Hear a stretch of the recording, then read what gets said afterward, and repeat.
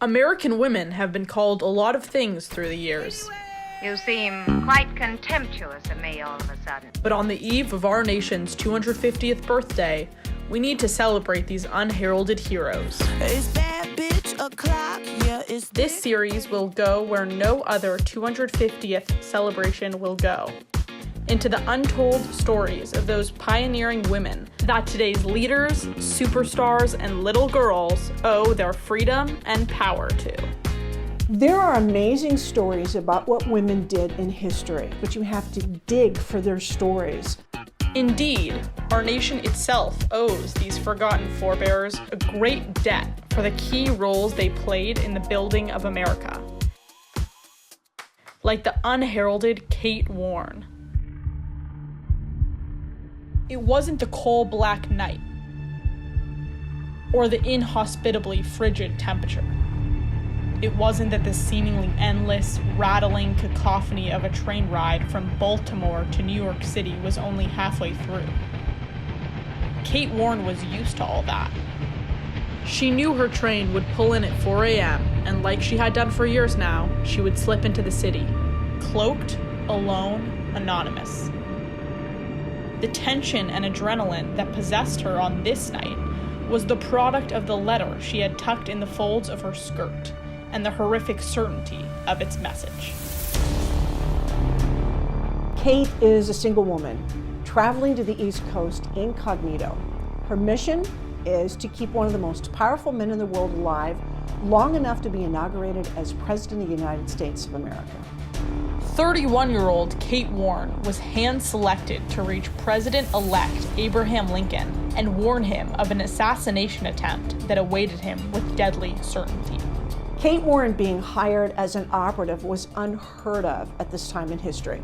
Women didn't have a big presence in the workforce, and they certainly didn't have a presence at all in the field of private investigation. Kate stood watch at the window of her tiny hotel room, afraid to blink for fear of missing the president's arrival. Kate sees the president's convoy arriving and rushes down 3 flights of stairs in a full-length skirt and high-heeled boots to hand the letter off to the president-elect's head of security. She persuades Lincoln's security detail that she is a bona fide agent and a special emissary of the Pinkerton Agency, with a message that will save the life of the president, and in so doing, will salvage the fate of the Republic. So Kate drops off the letter to Judd, and it gets to the president. So mission accomplished, we think, but not so fast. Her actual job is to smuggle the president past the bad guys and get him safely on his way to the presidential inauguration in D.C. Kate Warren and recently re-elected and soon to be inaugurated President Abraham Lincoln had to make their way safely and without detection from Philadelphia to D.C., the only way available at the time, public train. Kate had known with certainty an attempt was to be made on the president's life on this very trip. So how do you smuggle the most important, most recognizable person in the country, who, by the way, is 6'4"? So Kate comes up with a brilliant plan.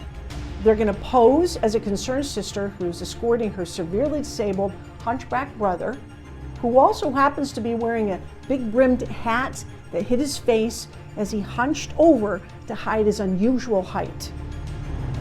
Once on board, Kate escorted Lincoln to a berth and locked the door behind them. She took a seat on a bench between the president-elect and the door of the car and removed the loaded pistol she would cradle anxiously throughout her long, sleepless journey. Kate had carefully planned out every contingency, but Lincoln's enemies were cunning and ruthless and determined.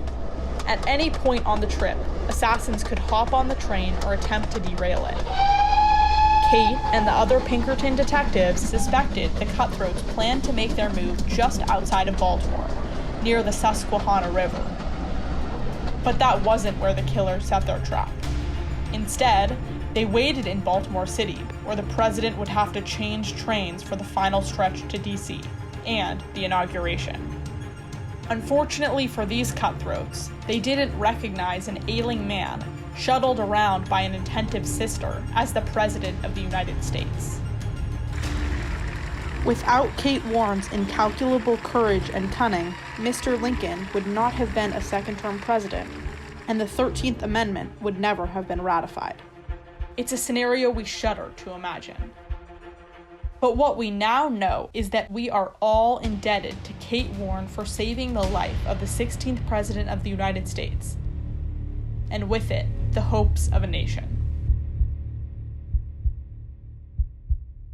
Kate Warren was just one of many women who influenced the history of this country and helped build this country and make it what it is today. In July 2026, America will celebrate its 250th birthday.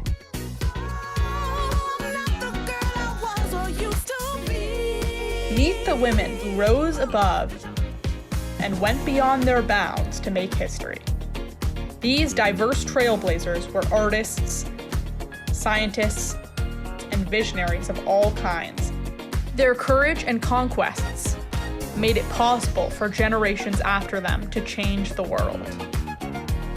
You may write me down in history with your bitter, twisted lies.